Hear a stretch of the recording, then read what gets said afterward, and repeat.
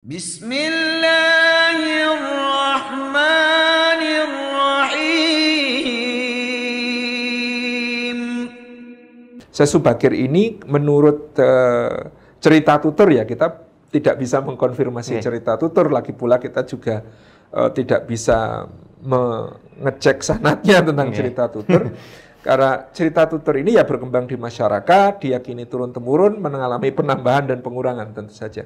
Nah, Syekh Subakir ini salah satu tugasnya adalah untuk berbincang, berdiskusi dengan para pemuka agama lama, para pemuka agama Hindu dan Buddha. Kemudian banyak mengislamkan mereka, termasuk juga beliau mendakwai yang konon adalah para pembesar Majapahit dan para pemuka agama Siwa Buddha yang saat itu ada di Majapahit. Sehingga banyak cerita tentang Syekh Subakir ini kaitannya dengan pertarungan antara beliau dengan tokoh-tokoh ajaran lama yang kemudian banyak dimenangkan oleh Syekh Subakir, tapi kemudian di akhir ada cerita ya baru muncul tentang Sabdo Palon yang dianggap sebagai pengawalnya Raja Brawijaya terakhir, Brawijaya V, yang kemudian meminta perjanjian bahwa dakwah ini berjalan lalu baru akan ada pergantian dengan ajaran lama. Ya, kalau kita lihat, kita tidak bisa menyimpulkan lebih jauh daripada bahwa Syekh Subakir ini seorang ulama yang kira-kira aktif berdakwah itu di periode akhir kerajaan Majapahit, berarti sekitar tahun 1478 sampai sekitar 1518. Itu adalah masa-masa di mana di Majapahit terjadi perubahan-perubahan besar. 1478 itu Girindrawardana Dhyaranawijaya, Raja Keling itu mengkudeta Brawijaya V, ayahanda Raden Patah, ya kalau menurut Babat seperti itu. Kemudian pada tahun sekitar 1501 atau 1502 Girindrawardana dikudeta oleh patihnya sendiri, namanya Patih Udara Pabutala. Ini kaitannya dinamika internal di Majapahit ini Girindrawardana ini didorong oleh elit-elit Majapahit untuk memberontak 1478 itu karena pertumbuhan Islam di pesisir yang sangat kuat. Maka kemudian Girindrawardana selama masa pemerintahannya punya kebijakan yang disebut sebagai condong campur. Jadi kalau di Babat semuanya digambarkan sebagai keris. Jadi kalau kita membaca Babat, semua nama keris itu hampir semuanya adalah metafor atau perumpamaan. Misalnya, para bupati pesisir itu digambarkan sebagai pusaka bernamanya Kiai Sabu Inten. Kenapa disebut Sabu Inten? Karena para bupati pesisir itu orang kaya raya yang kemudian hidup dari perdagangan, ya. Kota-kota pesisir yang terkena dakwah Islam pertama ini, kuat dakwah Islam di sana ini, sangat-sangat jaya dengan perdagangan, sehingga kemudian bupati-bupati pesisir ini menjadi kaya raya. Tuban, Gresik, gitu ya, Demak, Jepara, Semarang, kemudian pelabuhan-pelabuhan lainnya yaitu Lasem, itu Juwana, gitu. Ini daerah-daerah yang kaya raya dari perdagangan karena di pesisir. Maka disebut Sabu Inten. Di sisi lain, politiknya seorang Girindrawardana adalah condong campur. Majapahit itu pernah sukses mensinkretiskan agama, yaitu agama Hindu dengan agama Buddha. Maka disebut agama negaranya itu Siwa Buddha, karena dia adalah sinkretisme antara ajaran agama Hindu Siwa dengan agama Buddha. Nah, Girindrawardana itu karena ketidakfahamannya, dia mengira Islam bisa diperlakukan yang sama. Sehingga dia mencoba untuk merayu orang-orang pesisir itu untuk mensinkretiskan antara Hindu Siwa, Buddha dengan Islam. Nah, maka disebut politiknya ini condong campur, disebutkan. Maka pusaka beliau kerisnya condong campur. Kalau pusakanya bupati-bupati pesisir itu Sabu Inten. Nah, pertarungan ini nggak pernah berhasil. Nah, kemudian tahun 1501 di mana Prabu Udara melakukan kudeta ya kepada Girindrawardana, dia mengubah kebijakan Majapahit yang semula condong campur ini menjadi agresif terhadap Islam. Ini dicatat di dalam Babat di tahun sekitar 1502 dia menyerbu ke Giri. Maka di Giri ada cerita Sunan Giri sedang menulis, ya. Kemudian pasukan Majapahit menyerbu, beliau marah, kemudian penanya itu dilempar ke udara berubah menjadi keris Kiai Kolomunyeng, gitu ya, yang menghancurkan pasukan Majapahit. Nah, Kolomunyeng ini kan sebenarnya perlambang lagi. Kolomunyeng itu kolam munyeng atau kalam munyeng atau ucapan atau tulisan pena yang bisa membuat pusing. Jadi artinya kemungkinan Sunan Giri itu bicara atau beliau menulis surat yang membuat pasukan Majapahit ini satu sama lain saling curiga dan akhirnya saling menyerang dan saling menghancurkan. Maka disebut pusakanya namanya Kolomunyeng. Jadi semua nama pusaka-pusaka ini itu metafor, gitu ya. Ini semuanya metafor tentang apa yang terjadi pada saat itu. Nah kemudian Girindrawardhana Dhyarana Wijaya yang telah dikudeta ganti dengan Prabu Udara. Nah, Prabu Udara ini karena mempermaklumkan perang kepada Sunan Giri, akhirnya Demak bergerak.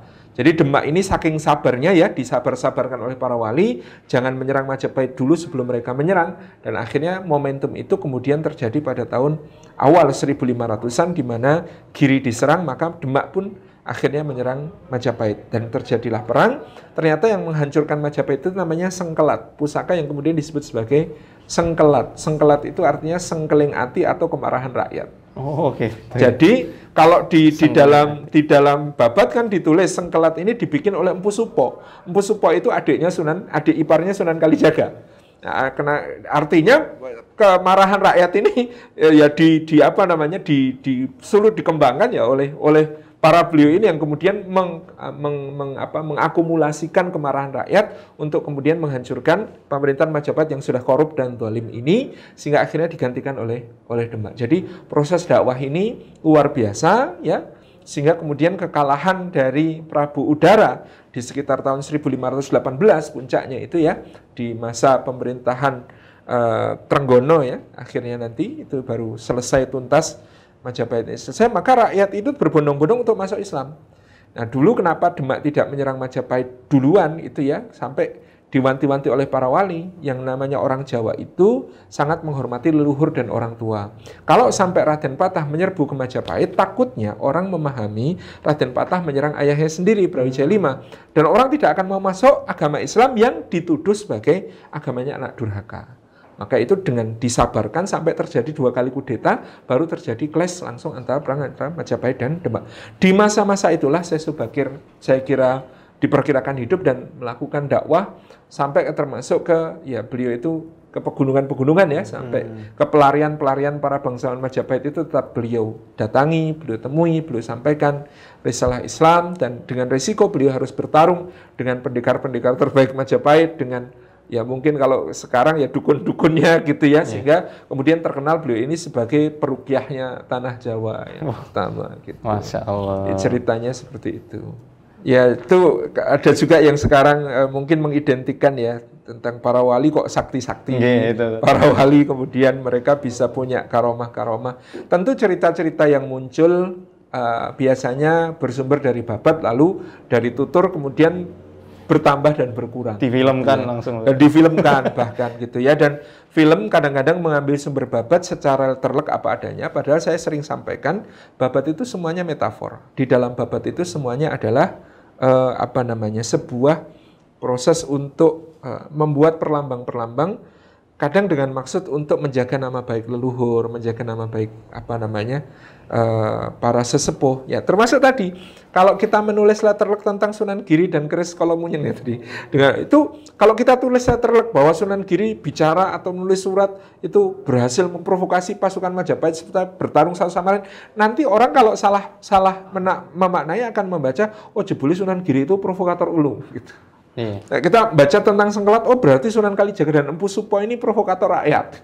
Itu kan kita bisa salah menginterpretasi, karena kalau ditulis dengan letterlek, justru ditulis dengan perlambang itu menjadi sesuatu yang kalau kita mampu memahami, oh berarti keris Kiai Sengkelat bikinannya Empu Supo itu maksudnya mereka berdua, Sunan Kalijaga dan Empu Supo ini membuat sebuah proses sehingga rakyat ini terakumulasi kemarahannya kepada pemerintahan yang bobrok di Majapahit, sehingga itulah yang kemudian menggerakkan mereka untuk bergerak mendukung Demak di dalam perang antara Demak dengan Majapahit. Jadi semuanya ini dalam bentuk metafor, seperti misalnya yang sangat terkenal ya, mitos-mitos tentang Joko Tingkir. Joko Tingkir naik rakit didorong oleh 40 buaya, itu kan semuanya metafor, bahwa beliau mungkin meniti karir menuju ke puncak di Demak itu dengan disokong oleh 40 buaya zaman sekarang kan.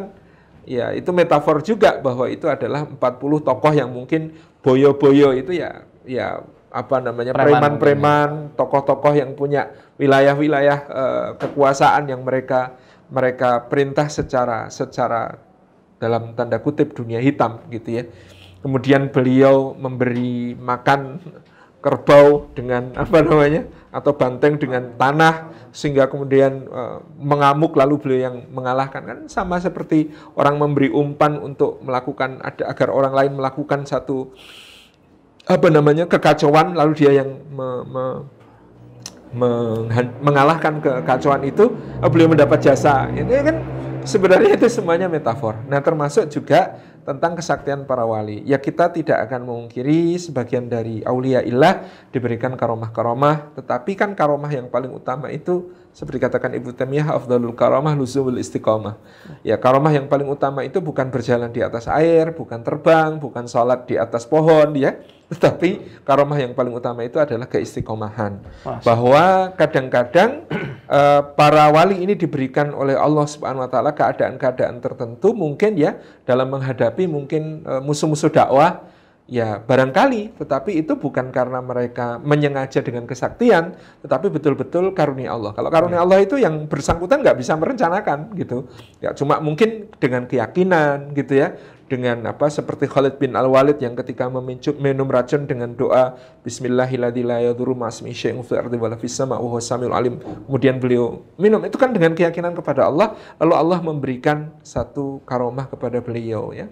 Pasukannya Sa'ad bin Abi Waqqas di sungai Tigris bisa menyeberang selamat semua, itu kan juga ya yang bersangkutan tidak mengira akan begitu, itu betul-betul karunia Allah. Demikian pula para wali dulu barangkali ada yang menyaksikan bahwa mereka diberikan keutamaan oleh Allah, bisa mengalahkan para dukun, bisa mengalahkan penjahat-penjahat, musuh-musuh dakwah yang punya kesaktian tertentu, atau bisa paling tidak membadarkan kesaktiannya para penjahat ini dengan ruqyahnya mereka, dengan doa-doa mereka, dengan zikir-zikir mereka. Lalu orang kan menyebarkan cerita seakan-akan ini sakti, padahal mungkin mereka betul-betul bersandarnya kepada Allah dan tidak ada di dalam perencanaan mereka bahwa akan muncul karomah mereka yang akan mengalahkan para penjahat ataupun musuh-musuh dakwah tersebut.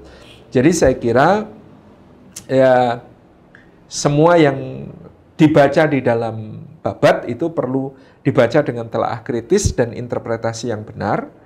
Ya, yang kedua, kita tidak mengingkari adanya karomah para aulia illah, tetapi kita juga mampu membedakan betul-betul bahwa mereka ini mendapatkan karomahnya karena kedekatannya kepada Allah, karena ikatannya dengan Allah, bersandarnya kepada Allah.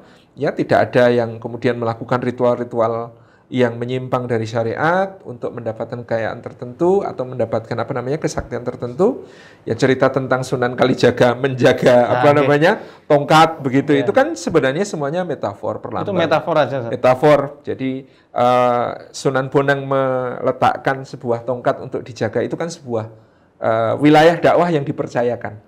Kamu jadi muridku, maka aku percayakan wilayah dakwah di sini untukmu. Kamu jangan tinggalkan, selalu bimbing masyarakat di sini apapun yang terjadi. Dan dalam babat kan dituliskan beliau ditemui lumut, kotor gitu ya. Setelah 3 tahun kemudian diangkat, disucikan. Ya, kalau interpretasinya Pak Solihin Salam misalnya nulis tentang Sunan Kalijaga, ya dalam proses Sunan Kalijaga berdakwah itu ya, beliau kan model orangnya sangat supel, bergaul dengan banyak masyarakat. Ternyata Sunan Kalijaga ketika berdakwah juga dapat pengaruh negatif. Orang itu kan adanya dipengaruhi dan mempengaruhi. Jadi beliau ternyata ketika berdakwah itu karena gaul dengan banyak orang, ya sedikit banyak tertular oleh keburukan orang. Sehingga kemudian di tahun ketiga itu Sunan Bonang datang untuk membersihkan kembali, untuk meluruskan kembali, untuk memberikan satu proses sentuhan ilmu baru, sehingga kemudian beliau tidak lagi tercemari oleh proses dakwahnya yang bergaul supel itu sehingga ketularan hal-hal negatif dari orang lain. Jadi ya nggak ada orang 3 tahun jagain tongkat di tepi sungai terus nggak sholat, nggak ngapa-ngapain, itu jelas cerita itu pasti akan gugur dengan pemahaman bahwa misalnya di Handbook Van Bonang yang ada di Leiden, ya, naskah yang ditemukan di Tuban oleh Cornelius de Houtman, 2 jilid. Di situ tampak sekali Sunan Bonang orang yang sangat ketat syariat, menjalankan ibadah juga sangat-sangat terjaga, tidak mungkin membiarkan muridnya 3 tahun nggak sholat. Gitu. Itu sudah pasti gugur cerita semacam itu, bahwa dia diceritakan dalam bentuk seperti itu pasti sebagai metafor, bukan cerita yang lahiriah atau letterlek dilakukan seperti itu. Gitu. Cuma sayangnya buru-buru difilmkan seperti itu adegannya. Nah, ini yang perlu kita kemudian banyak reinterpretasi terhadap Babat ketika diterjemahkan ke dalam bentuk tayangan-tayangan untuk edukasi masyarakat, termasuk ya kita kalau membaca Serat Wali Sana, ya pustaka yang ditulis di masa Sultan Agung tentang kiprah para Wali Songo, itu sebenarnya bahan untuk kita tayangkan menarik sekali. Misalnya kalau Maulana Malik Ibrahim datang, ternyata pertama beliau melihat ada krisis pangan, melihat di Majapahit perang saudara sehingga rakyat kelaparan. Ya beliau yang dilakukan pertama dalam dakwah adalah jawab masalah, bikin sawah, bikin bendungan, mengajak masyarakat untuk nanam padi. Nah ini kan berarti sebenarnya kita bisa menyorot kiprah dakwah para Wali Songo ini dengan lebih inspiratif sebenarnya untuk menjawab juga problem-problem dakwah kita di zaman sekarang, bahwa ternyata mereka itu kesuksesannya berdakwah itu salah satunya karena tepat di dalam menjawab persoalan masyarakat gitu. Itu kesaktian yang lebih sakti daripada kesaktian apapun, mampu menjawab persoalan masyarakat itu kesaktian yang sangat tinggi levelnya gitu. Alhamdulillah.